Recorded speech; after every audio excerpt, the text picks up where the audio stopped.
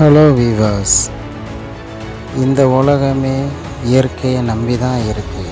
முக்கியமான ஆக்சிஜன் கூட இயற்கையில் இருந்து தான் நமக்கு கிடைக்கிது.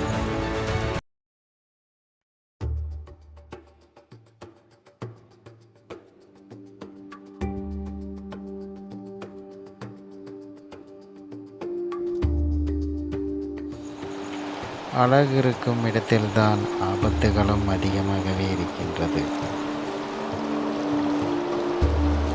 ஆபத்தை உணராத உயிரினங்கள் மரணிக்க நேரிடும்.